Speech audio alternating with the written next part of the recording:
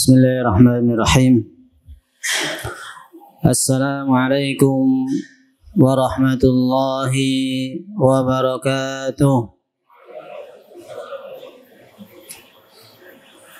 Alhamdulillahi ala ihsanih wa syukru lahu ala taufiqih wa amdinanih. Wa ashhadu an la ilaha illallah wahdahu la syarika lahu ta'ziman li sya'nih.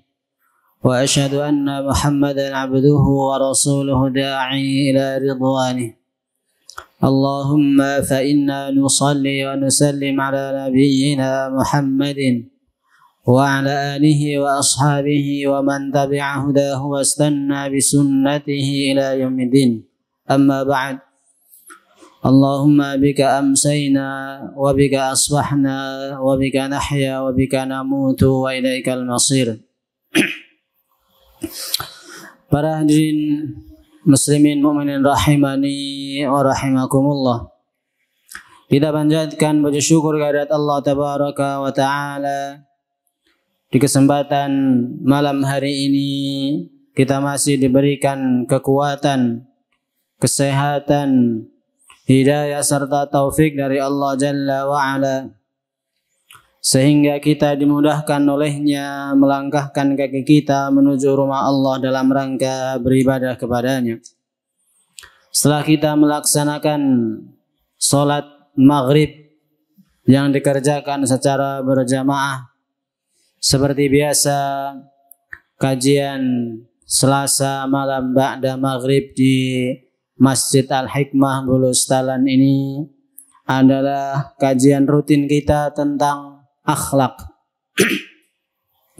yang kita ambilkan dari kitab Bulughul Maram yang ditulis oleh Al-Imam Ibn Hajar Al-Asqalani rahimahullahu ta'ala.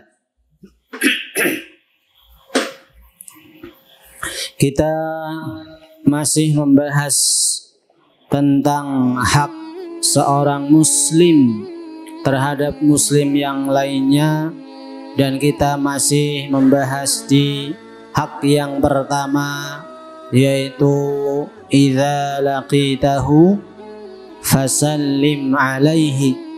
Apabila engkau berjumpa dengan saudaramu muslim yang lain, maka hendaklah mengucapkan salam. Dan pembahasan salam ini cukup panjang. Pembahasan salam ini cukup panjang. Setelah kemarin kita membahas tentang bagaimana ketika bertemu mengucapkan salam, kemudian ketika berpisah juga mengucapkan salam, ketika sedang berjalan kemudian dipisah oleh sesuatu sehingga akhirnya terpisah, setelah itu berjumpa lagi juga disunnahkan untuk mengucapkan salam. Maka pada kesempatan malam hari ini kita akan masuk kepada pembahasan yang berikutnya, yaitu tentang makna ucapan salam. Yang ini pun sebetulnya sudah kita jelaskan maknanya. Ada yang masih ingat makna ucapan salam? Maknanya apa? Artinya apa? Assalamualaikum warahmatullahi wabarakatuh. Artinya apa? Iya, apa? Doanya apa? Isinya?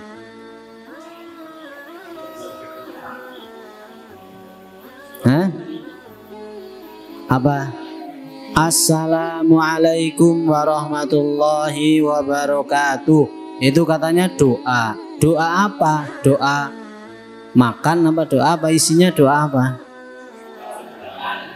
Mendoakan 3 hal. 1, keselamatan. 2, apa?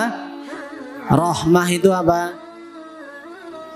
Kasih sayang. Yang ketiga, keberkahan. Ketika kita berjumpa dengan saudara kita, kemudian kita mengucapkan salam, artinya kita mendoakan 3 hal ini. kita mendoakan agar orang yang kita salami itu selamat, orang yang kita salami agar dikasih disayangi oleh Allah Subhanahu wa Ta'ala, dan orang yang kita salami agar mendapatkan keberkahan. Ini adalah makna yang sangat dalam. Inilah maksudnya ketika kita mengucapkan salam kepada orang lain. Jadi ketika lisan kita mengucapkan Assalamualaikum warahmatullahi wabarakatuh, artinya kita meyakini, kita meresapi, kita memahami bahwa kita sedang mendoakan orang tersebut. Kita sedang mendoakan saudara yang kita jumpai itu. Dan ini adalah kenikmatan yang luar biasa. Maka jangan bosan untuk mengucapkan apa? Salam. Loh, ini pahalanya besar. Jangan kemudian apa? Bosan. Bersalam salam meneh. Oh, metu sedelo mlebu meneh salam meneh. Loh, itu kesempatan supaya kita dapat banyak pahala dari Allah Subhanahu wa Ta'ala. Ini kasih sayang Allah. Ya, mungkin capek, iya, kalau keseringan mungkin, ya. Tapi kan jelas apa? Tidak sia-sia mendapatkan pahala dari Allah Subhanahu wa Ta'ala. Nah, para hadirin yang dimuliakan Allah Subhanahu wa Ta'ala,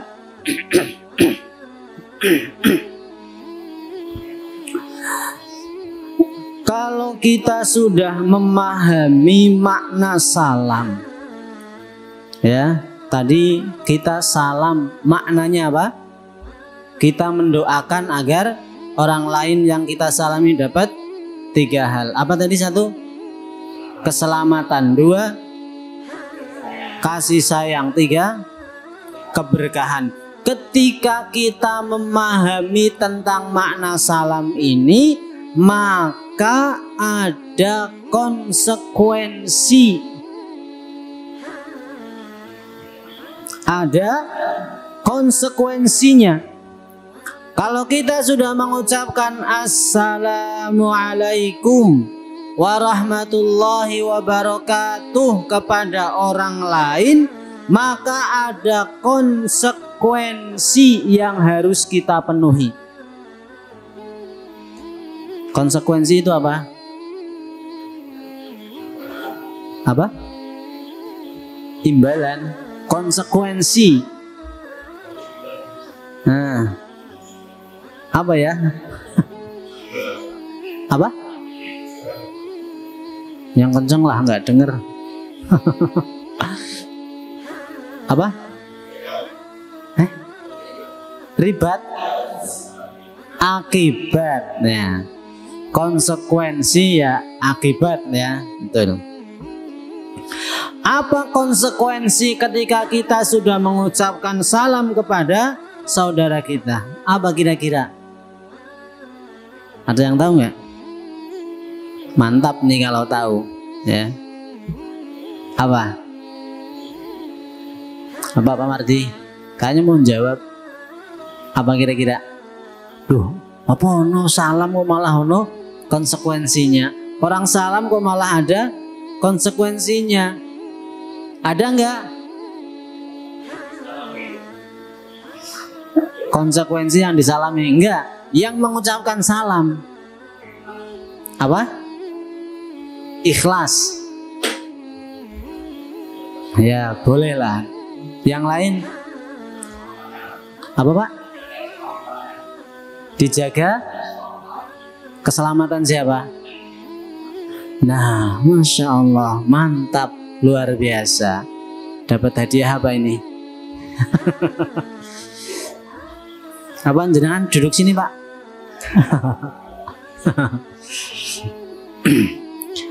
Konsekuensi ketika kita mengucapkan salam orang lain apa? Dijelaskan oleh Al-Imam Sufyan bin Uyainah, salah seorang ulama tabi'in yang hidup di abad kedua, ya, tepatnya wafat di tahun 198 Hijriah, abad kedua ya. Beliau menjelaskan ketika menerangkan tentang makna salam. Kata beliau apa? Anta minni salim wa ana minka salim. Kalau kita sudah mengucapkan kalimat Assalamualaikum warahmatullahi wabarakatuh secara lengkapnya, atau hanya Assalamualaikum saja, artinya apa? Artinya anta minni salim, kamu selamat dari gangguanku dan aku selamat dari gangguanmu. Ini konsekuensinya. Ketika kita mengucapkan Assalamualaikum, berarti maksudnya apa? Kamu selamat dari gangguanku dan aku selamat dari gangguanmu. Itulah konsekuensinya.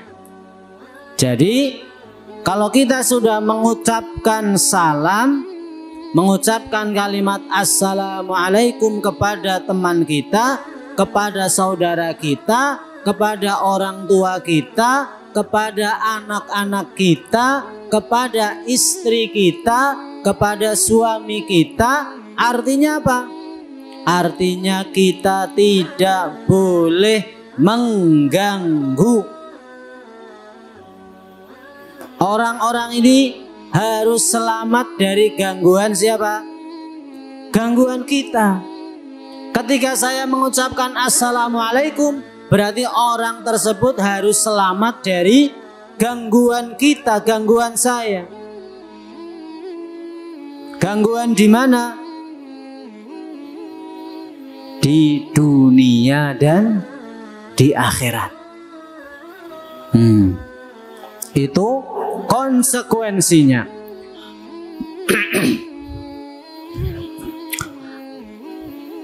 Ketika kita mengucapkan salam kepada saudara kita, artinya kita menyelamatkan saudara kita, orang-orang yang kita salami itu supaya selamat.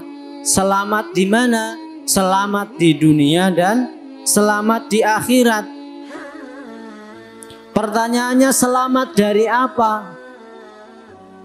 Satu, selamat dari lisan kita. Selamat dari lisan kita. Dua, selamat dari tangan kita. Dan yang ketiga, selamat dari hati kita. Ketika kita sudah mengucapkan Assalamualaikum kepada saudara kita, kepada siapapun yang kita salami, maka seharusnya orang itu selamat dari gangguan kita. Dari apa? Tiga hal. Dari lisan kita, dari tangan kita, dan dari hati kita. Contoh dari lisan kita apa kira-kira? Apa kira-kira contoh orang itu selamat dari lisan kita? Apa?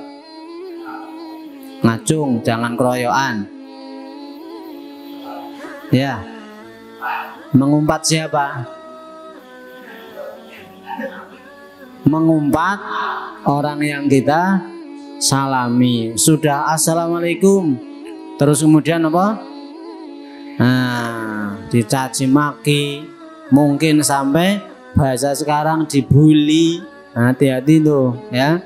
Kalau nggak terima, maka tanggung akibatnya. Kalau terima-terima saja yang silahkan ya. Bocah kok senenge, padahal enggak. Nah itu hati-hati. Kepada siapapun ya, kepada siapapun, maka lisan kita harus dijaga, harus hati-hati ya. Boleh bercanda dengan orang-orang yang kita tahu karakternya, Karena kadang orang apa? Tidak berpikir panjang, dia penginnya bercanda, ditanggapi apa? Serius. Nah, kan bisa bahaya. Maka bercandalah dengan orang yang tahu karakteristiknya.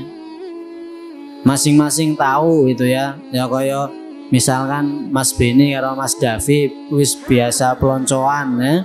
Ya silahkan. Yang penting sama-sama paham karakternya. Oh ini bercanda, ini bercanda. Sama-sama legowo itu.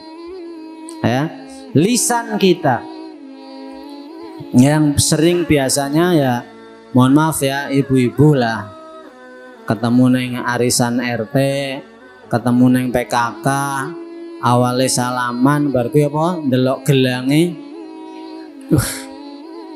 kuwi tenan ora kuwi. Nah, asli ora kuwi. Ojo-ojo, pesugihan. Nah, dan sebagainya dan sebagainya. Selamat dari lisan kita. Itu contohnya. Terus contoh selamat dari tangan kita. Apa contohnya? Ya, mukul segala tangan, fisik. Ya. Dan sebagainya. Dan selamat dari hati kita bagaimana? Selamat dari gangguan hati kita. Nah, tidak boleh menggunjing, tidak boleh mengumpat, apa namanya? Hati-hati. Dengan hati apa? Ngerasani. Ya, ngerasani di hatinya. Oh, hatinya. Ya, ini konsekuensi, ya, konsekuensi. Dengan tangan ya banyak tadi contohnya, misalkan nyetel TV, nyetel radio, nyetel musik, tetangga kanan kiri depan belakangnya apa? Terganggu. Nyetel musik pakai apa? Sound apa? Speaker yang besar itu, kencang sekali sampai apa? Sampai rumah tetangganya itu apa? Bergetar kacanya, masya Allah. Saking apa? Kencangnya. Ini biasanya kalau begini acara apa? Hajatan, barang gawe, sunat, ya, nikahan, hati-hati itu.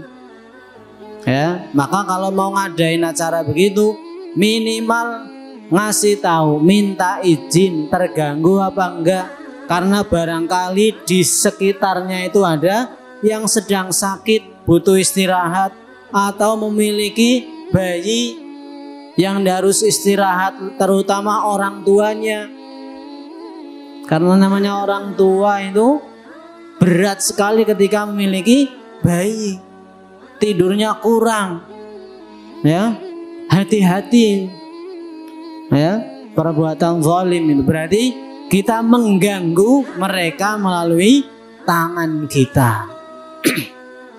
Maka saat acara-acara seperti itu dia ngasih tahu, ya. Syukur-syukur sih tidak usah pakai begitulah ya. Penting undangan, datang makan-makan, selesai pulang, gitu aja.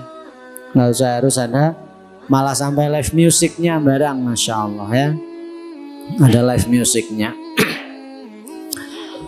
Itu apa? Selamat dari lisan kita, ya. Selamat dari lisan, selamat dari tangan kita, dan selamat dari gangguan hati kita. Orang yang memahami, ya, makna dari salam, kemudian dia paham konsekuensi dari salamnya, orang yang bisa memahami dua hal ini, maka dialah yang dinamakan dengan muslim sejati.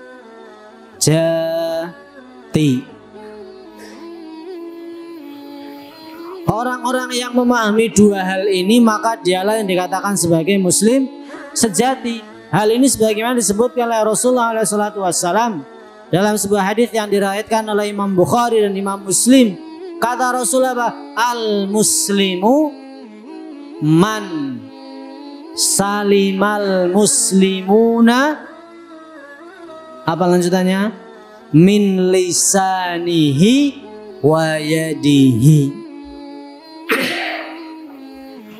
Rasulullah SAW mengatakan muslim yang sejati bukan muslim abang-abangan, bukan muslim musiman, bukan muslim KTP, tetapi muslim sejati itu siapa? Man salimal muslimuna min lisanihi wa yadihi, yaitu ketika dia bisa menjaga lisannya, dia bisa menjaga tangannya dari mengganggu kaum muslimin yang lainnya.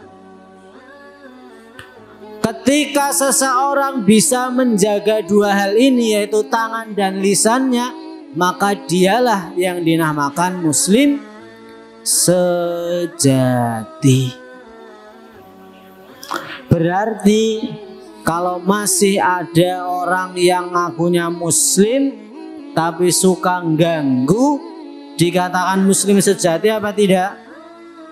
Tidak, belum layak menyandang muslim sejati. Ini keselamatan di mana?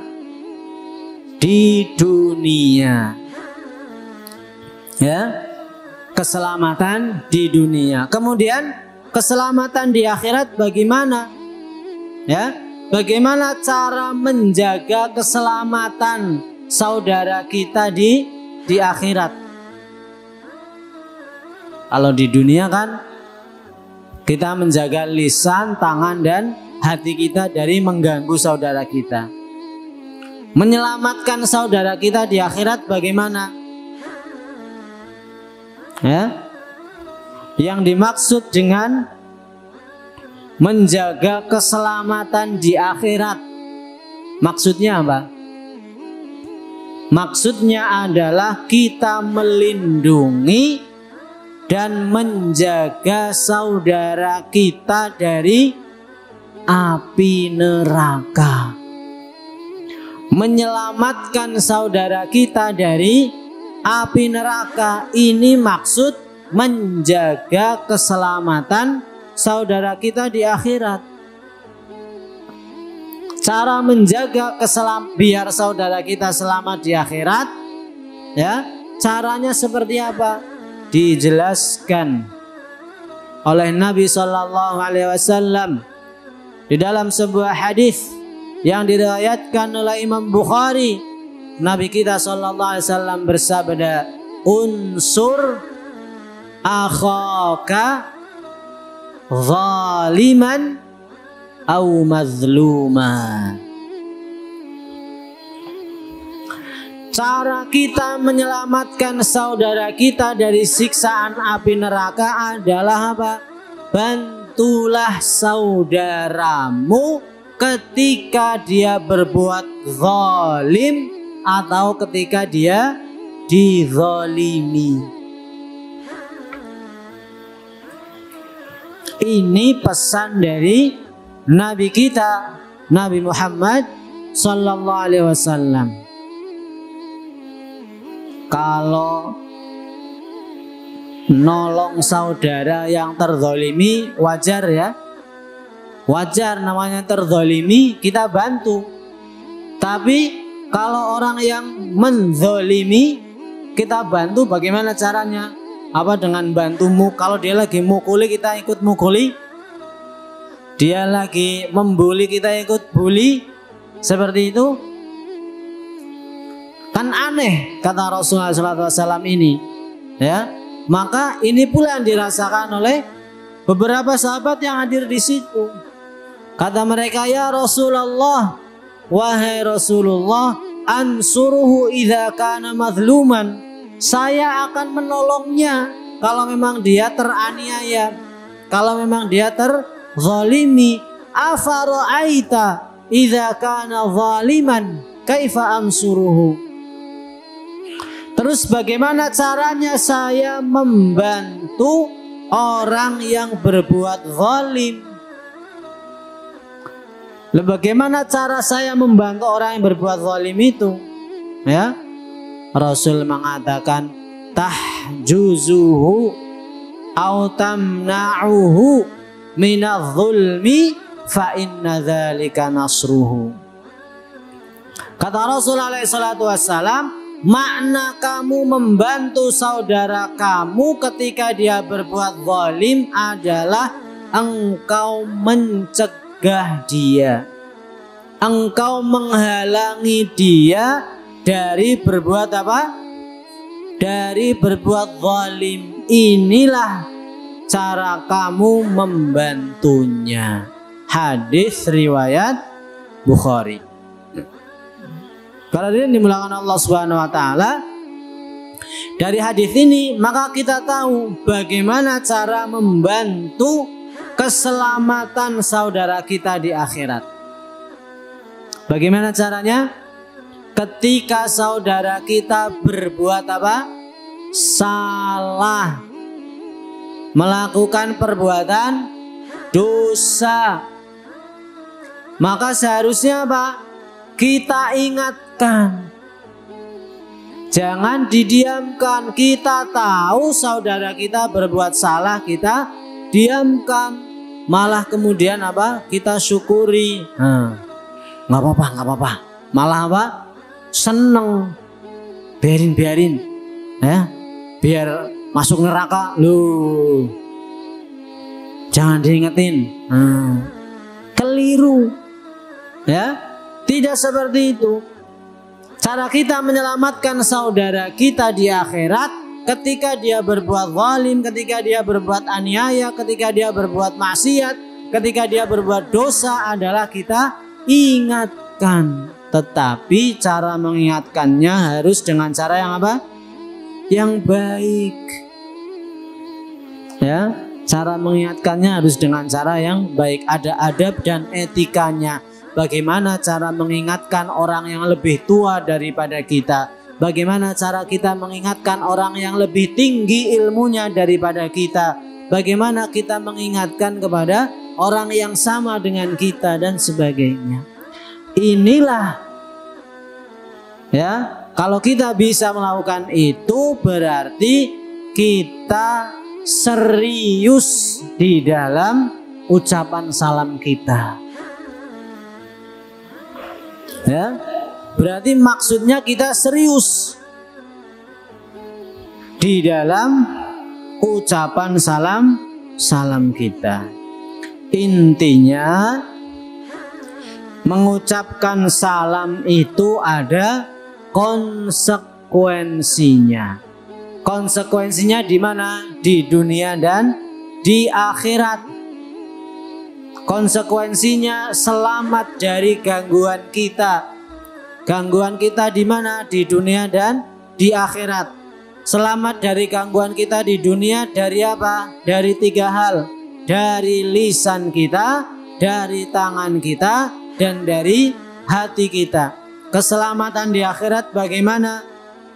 Kita berusaha menasehati dia saat dia berbuat salah agar tidak terjerumus kemana? Ke dalam neraka, ke dalam kemaksiatan yang dengannya kemudian dia dimasukkan ke dalam neraka. Inilah konsekuensinya. Nah, berarti salam ini adalah sebuah kalimat yang memiliki makna yang sangat dalam. Jino badan. Kita sudah paham apa? Maknanya. Dan sekarang kita tahu apa? Konsekuensinya. Orang-orang yang bisa memahami 2 hal ini, dia memahami makna salam, dia juga memahami konsekuensi dari ucapan salam yang dia ucapkan. Orang-orang yang seperti ini, maka efeknya akan sangat dahsyat, bahkan super dahsyat, ya, akan super dahsyat. Dan itulah yang dikatakan oleh Nabi kita, Nabi Muhammad sallallahu alaihi wasallam dalam sebuah hadis yang sahih yang diriwayatkan oleh Imam Muslim. Rasulullah alaihi salatu wasallam bersabda, la tadkhulul jannata hatta tu'minu. Kamu tidak akan mungkin bisa masuk ke dalam surga kecuali kalau kamu sudah beriman kepada siapa? Kepada Allah Subhanahu wa ta'ala. Berarti orang-orang yang tidak beriman kepada Allah, dia masuk surga apa tidak? Tidak akan mungkin bisa masuk surga. Orang yang tidak meyakini bahwa yang menciptakan dia Allah, orang yang tidak meyakini bahwa yang menciptakan seluruh alam semesta ini adalah Allah Subhanahu wa ta'ala, orang yang tidak mentauhidkan Allah di dalam beribadahnya, bahkan dia menyekutukan Allah, berdoa kepada Allah juga meminta kepada yang lainnya. Di saat-saat genting dia tidak meminta kepada Allah, tapi malah mendatangi dukun, ke kuburan dan sebagainya dan sebagainya. Orang-orang yang seperti ini tidak akan mungkin masuk ke dalam surga. Berarti surga itu hanya diberikan kepada siapa? Kepada orang yang beriman, yaitu agama apa? Islam. Hanya orang-orang Islam yang bisa masuk ke dalam surga. Yakin om mboten? Jenengan yakin om mboten? Harus yakin, ini akidah. Loh, kalau mengatakan orang Nasrani juga masuk surga, ngapain kita masuk Islam? Kalau sama-sama masuk surga mending ikut Nasrani, wong ibadah kur seminggu pisan kok. Nah, enak. Berbuat salah ada apa istilahnya? Penebusan dosa gampang. Kur bayar tok sesuk ngelakuin meneh, bayar meneh ngono tok. Ibadahnya malah apa? Mohon maaf, kan nyanyi-nyanyi ibadahnya, senang-senang. Loh, kalau sama ngapain memeluk Islam? Kalau sama, mengapa di Al-Quran ada ayat wa may yabtaghi ghairal islami dinan fala yuqbala minhu wa huwa fil akhirati minal khasirin. Barang siapa yang mencari agama selain Islam, maka tidak akan diterima agamanya, dan di akhirat dia menjadi orang yang rugi karena dimasukkan ke dalam neraka. Berarti hanya orang Islam yang bisa masuk ke dalam surga. Dan memang syariat dari Nabi Adam sampai Nabi Muhammad alaihi wassalatu wassalam itu agak satu syariatnya, itu syariat tentang Islam, anaqimuddin wala tatafarraqu fi. Ya, menunaikan, mendirikan agama, tidak berpecah belah, mentauhidkan Allah Subhanahu wa taala, beribadah hanya kepada Allah Subhanahu wa taala. Ini ya sama syariatnya Islam. Ya. Makanya Rasulullah SAW di sini mengatakan la tadkhulul jannata hatta yu'minu hatta tu'minu. Kalian tidak akan la tadkhulunal jannah. Kalian tidak akan bisa masuk surga sampai kalian beriman kepada Allah Subhanahu wa taala. Jadi kita nggak mungkin bisa masuk surga tanpa beriman. Supaya beriman caranya bagaimana? Rasul mengatakan wala tu'minu hatta tahabbu. Dan kalian tidak akan mungkin beriman kepada Allah Subhanahu wa taala dan kepada yang lainnya yang merupakan rukun iman, sampai kalian bisa saling mencintai di antara kalian. Saling mencintai sesama muslim. Dan ukurannya apa? La yu'minu ahadukum hatta yuhibba li akhihi ma yuhibbu li nafsi. Rasul membuat rambu-rambu. Seseorang tidak akan dikatakan beriman secara sempurna sampai dia mencintai saudaranya sebagaimana dia mencintai dirinya sendiri. Kalau dirinya pengen masuk surga, ya dia berharap saudaranya juga masuk surga. Wala tu'minu hatta tahabbu. Kalian tidak akan mungkin bisa menyandang gelar sebagai orang yang beriman sampai kalian saling mencintai. Saling mencintai. Jadi kalau pengen beriman harus saling mencintai di antara kita, harus saling menyayangi di antara kita. Supaya saling menyayangi, bagaimana caranya wahai Rasul? Rasulullah kemudian mengatakan, awala adullukum ala syai'in idza fa'altumuhu tahabbtum. Mau enggak aku tunjukkan kepadamu satu amalan di mana ketika satu amalan ini diamalkan, tahabbtum, kalian akan saling mencintai, kalian akan saling menyayangi. Yang tadinya tidak sayang kemudian tumbuh perasaan sayang di dalam hatinya kepada sesama muslim yang lainnya. Apa kata Rasul? Apa satu amalan ini? Rasul mengatakan, afshus salama bainakum. Apa artinya? Tebarkan salam di antara kalian. Ucapkan salam. Perbanyak mengucapkan salam kepada saudaranya. Begitu ketemu, assalamualaikum. Ketemu, assalamualaikum. Mantap. Ya, pegang tangannya.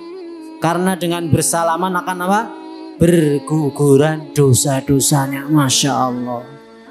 Bayangkan ketika kita bersalaman, kemudian mengucapkan assalamualaikum, dapat pahala banyak, dosanya berguguran. Ini nikmat apa bukan? Nikmat.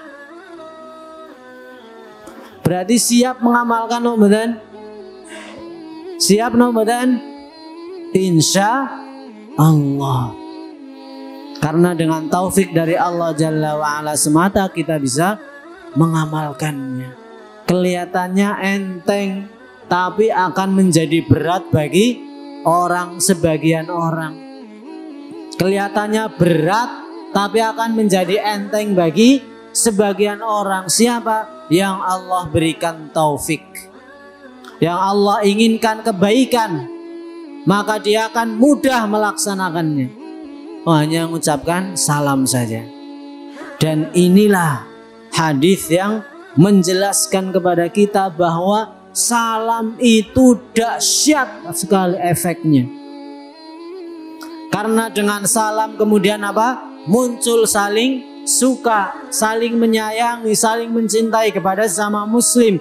Saling menyayangi itu tanda apa? Tanda seseorang beriman kepada Allah Subhanahu wa taala. Ketika dia sudah beriman kepada Allah, balasannya apa? Surga.